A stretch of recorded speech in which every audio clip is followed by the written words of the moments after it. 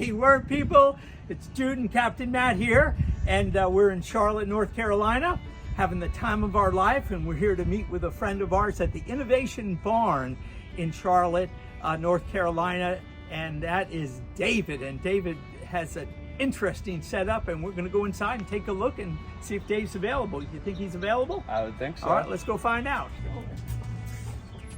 Hey, where is he? Oh. Hey, there's David. All right. Hey, Dave. Hey, Matt. How you doing? Jude, how are you? Good. How are you? I'm glad you're here. I'm happy you're Yeah, here. yeah. Well, we're happier than you are. Welcome to the Innovation Barn. It's the remote home of the Waxhaw Worm Farm. My cool. actual worm farm is down in a town called Waxhaw, not surprisingly.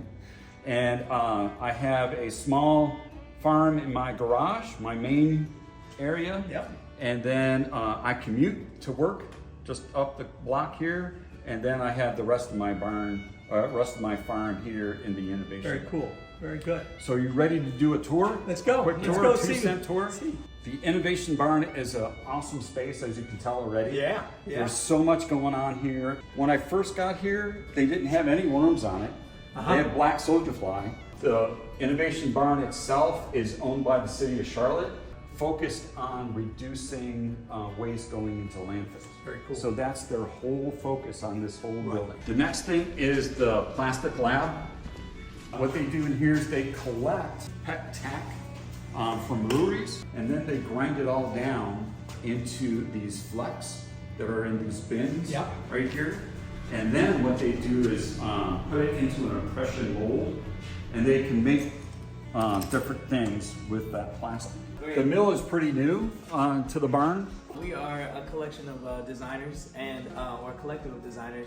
We all focus in some way of textile diversion. So keeping our materials out the landfill and finding new ways to rework it. So all of our team members do different things. We have things such as bears or memory bears that we make, as well as denim, jeans that are reworked, kimonos, bags, jackets, leather, all types. Have you ever made a worm suit for anyone? No, that's a good idea. I would really consider that. Collaboration coming. I can see it. Look at those fish.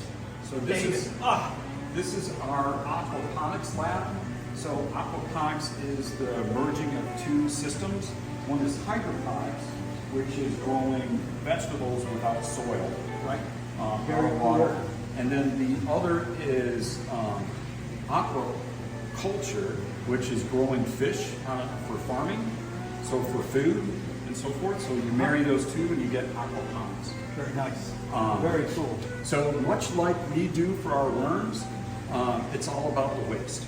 So the fish poo, and that comes into these barrels that you see here, and it gets filtered out, and then becomes nutrients for the plants. Look at those plants grow. Holy smokes. Yeah. And then the pinnacle of the tour is the Waxhaw Worm Farm. Of course. The vermiculture. Now, I have been told this is the most exciting thing on the tour. I'm sure it is. I'm not biased at all.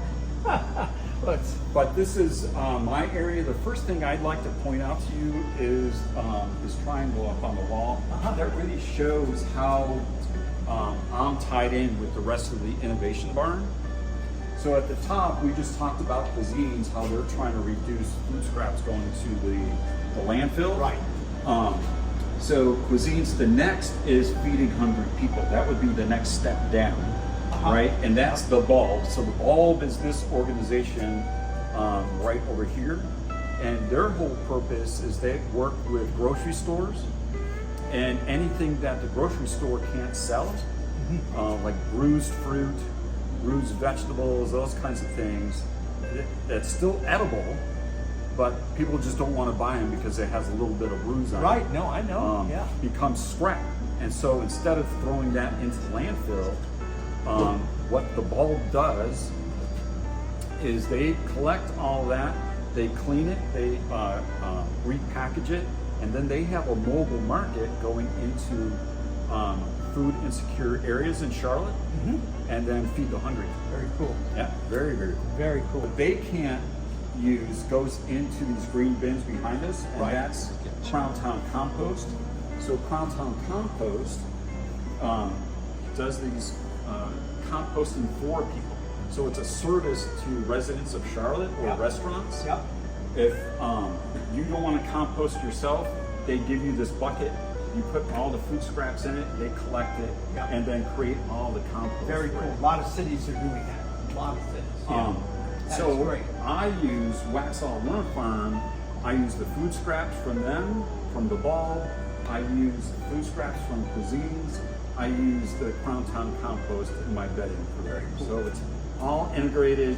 I fit within the barn, and it's And all the most sustainable. deserving being on the planet gets it all. The worm. All right. But the rest of this is just my journey through it all. The soil food web with Elaine Ingram, talking about the biology and all the microbes that go into it. Joel Salatin on the regenerative farming. And then we get to making healthy soil, makes healthy food, and makes a healthy you. That's really the answer, right? We have so many problems in our health. It really starts with the soil and what worms can do. No question about it. That is the bottom line.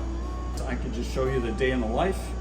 What I get when I get here at 5 o'clock in the afternoon after work. All right. I'm all Go stressed for out. it. Go for it. I open up my worm bin and I play in the dirt. And so I just start playing in here. I get really relaxed. What I typically do, because this is more of a demo bin, a lot of tours come through here, a lot of people come through here, and so I keep fruit in here, and usually there's a lot of worms underneath the fruit. Yeah, there you go. And so people get wigged out that there's a ton of worms in there. And so it starts to teach them that we can take food scraps, feed it to the worms, and reduce all that food scrap going to the landfill. Yeah. So Yeah. it all fits in. And turn into the richest soil amendment on the planet. And so this is closing the food loop, right? That's Yep. exactly what we're doing, creating the compost that creates the plants, it creates the food, and it just becomes Yeah. Yeah. Awesome. So- And these are continuous CFTs, right? This is a CFT. Yes. So CFT, I harvest from the bottom, I feed from the top. Right. It's pretty messy under there. How I started, so I started this, actually I started with my urban worm bag, and it was just here, right? Yep. And we worked with Innovation Charlotte to build this bin. And so I filled up this side, and I'm in the process of filling up this side. Very nice. Very nice. And when you say filling up, you're talking about feeding, the food turns into worm castings, and that's how Yes. you're raising your levels. Slowly over time. Yeah. So to fill up this side, I use my bedding. Yep. And we can't have a worm video without talking about bedding, right? Of course. And so I do it dry because I'm remote, right? So I travel an hour to get here, and sometimes I make my bedding in the cement mixer like you did in your videos. Yeah. I do that on the weekend, and if it sits in the bucket too long, it starts to give an odor and not be good. And so I bring it in dry, and we wet it and Plenty of sort moisture there. Yep. Yep. And but- plenty of microbiology in there to Yep. inoculate all that. It's Crown Town compost. It's chopped up cardboard, mushroom substrate, Yep. and leaves from Waxhaw. So I collect my own leaves. Waxhaw, the city, has their leaves, and I get their leaves. Yep. So it's leaf mold, and then I can add other things. So, the egg shells I add in there. Rabbit manure, so I have a rabbit, and I use the Nice. rabbit manure. Nice. And then with the black soldier fly, I can also put in chitin. And chitin is really the shell, the exoskeleton of the black soldier fly. Yep. And when that breaks down in soil, it releases a protein, and plants, the roots detect that, and then put up its defenses against insects. Yeah, that is amazing. Yeah. That's amazing. So Yeah. I get that as a benefit. Yeah. I also put spent brewery grain in there too, because that's a byproduct of my process from the black soldier fly. How often do you put a 5-gallon bucket in? Every 2 weeks. Every 2 weeks. Yeah. Okay. Beautiful. I want to show you the next thing I do is water the worms, but I used to get the water from the city of Charlotte, which was all chlorinated and all the chemicals. I didn't want to use the chlorinated water anymore, and I've been bugging them to build a rain barrel for me, but they built this, which is really beautiful. That is awesome. This is down here. We actually have fish in here. There's some goldfish in here if you can find them.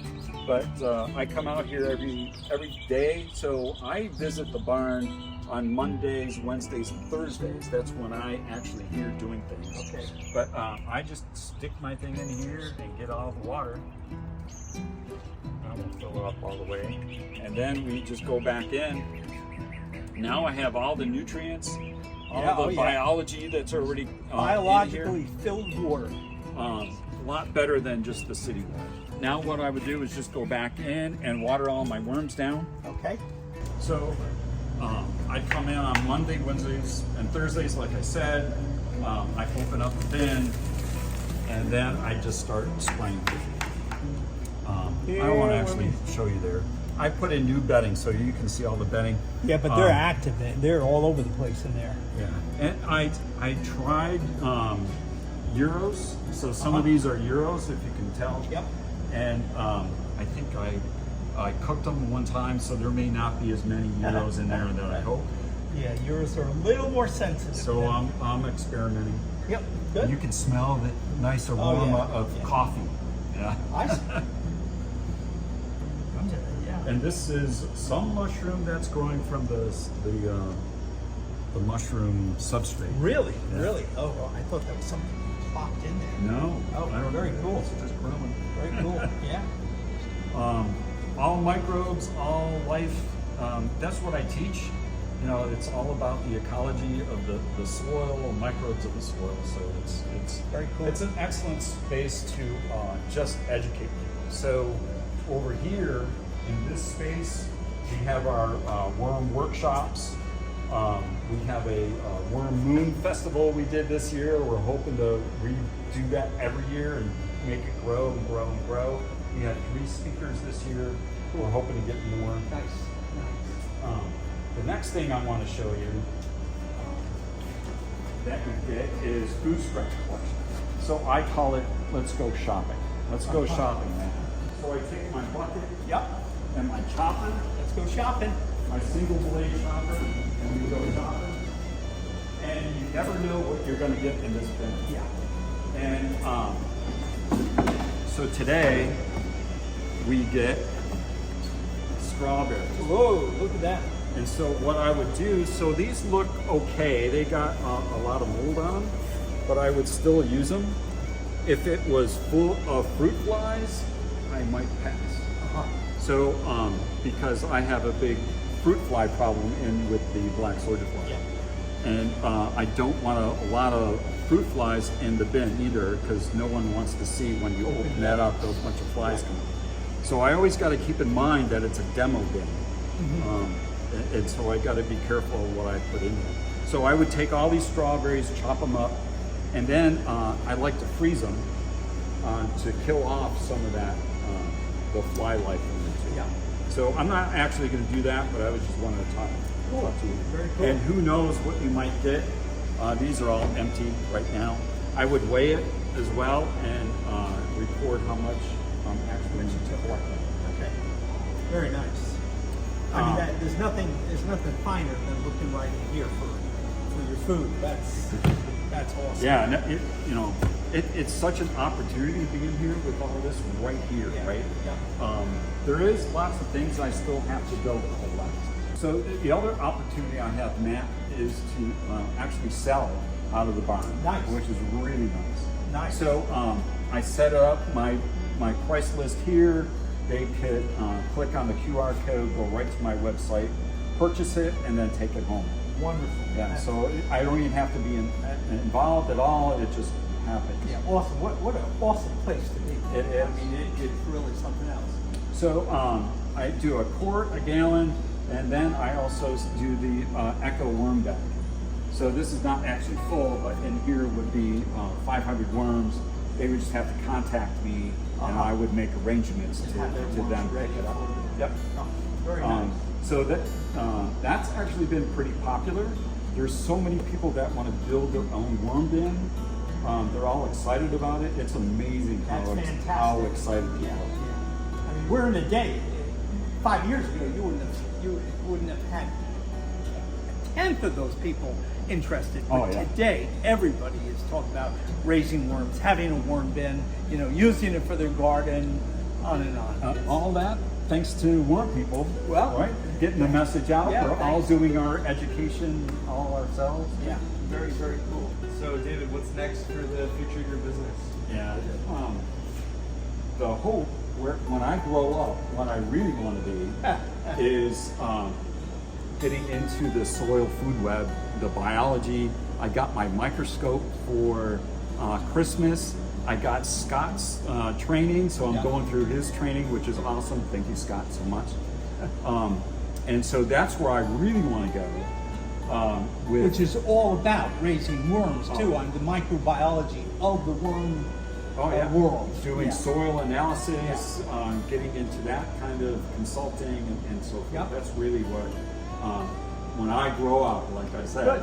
where I want to go back to school, learn all the biology and so forth. Very cool. So yeah. Very good.